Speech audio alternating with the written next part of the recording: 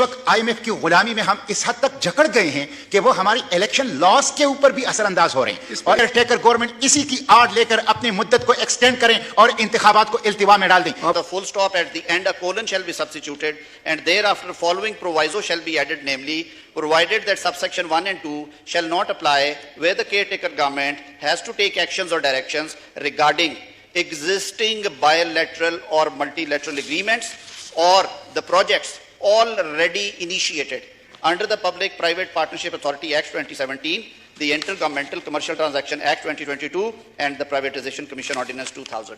तो सर ये वजाहत के साथ मैं ऐवान के सामने रखता हूं जी। सेनेटर मुश्ताक साहब।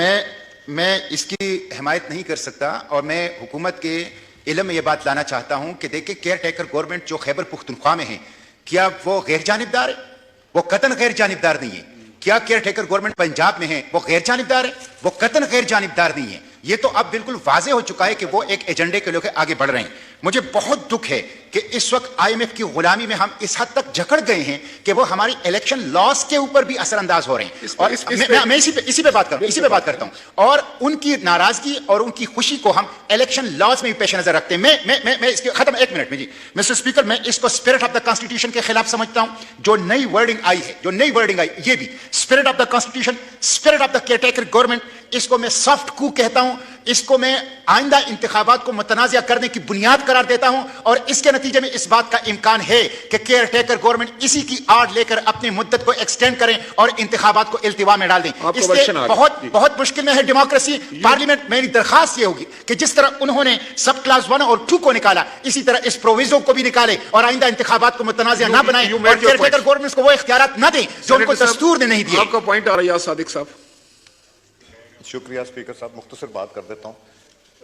ये सिर्फ IMF की बात नहीं है स्पीकर साहब। वर्ल्ड बैंक का एक बोर्ड की प्री बोर्ड मीटिंग हो रही है कल, और उस प्री बोर्ड मीटिंग में जो प्रोजेक्ट्स पाइपलाइन में थे उसके ऊपर डिसीजन हो रहा है। कई $100 मिलियन के प्रोजेक्ट्स हैं और वो प्रोजेक्ट्स अगर इनकी प्री बोर्ड मीटिंग में पता चल गया कि उनके पास इख्तियार होगा, चूंकि बोर्ड मीटिंग सितंबर में है, अगर सितंबर में बोर्ड अप्रूव कर देता है, जो कि इंशाल्लाह करेगा, पाकिस्तान के लिए सॉफ्ट लोन है ये, तो फिर साइन कौन करेगा? इख्तियार ही नहीं होगा किसी के पास। तो हमने मल्टीलैटरल, बायलैटरल और ऑन गोइंग का जो जिक्र किया है इसको प्रोटेक्ट किया बिकॉज उनकी डिमांड है। मैं इस फोन में आपको एविडेंस दिखा देता हूं। वर्ल्ड बैंक का कंट्री हेड वो कह रहा है कि जी ये कौन करेगा, हमें तशवीश है। ये एविडेंस है जो कि मैं दिखा सकता हूं, और इसके अलावा हम कोई ऐसी खास चीज नहीं कर रहे, कोई नया केयर टेकर नया तो नहीं कर। और ये जो लोगों के जहन में बात है कि शायद इससे इलेक्शन डिले हो जाएगा और ये ग्राउंड है, इसमें कैटेगोरिकली लिखा हुआ है for multilateral, bilateral, on going projects का है। तो प्लीज ये क्लैरिफाई करना था जो कि मेरा ख्याल है तारड़ साहब ने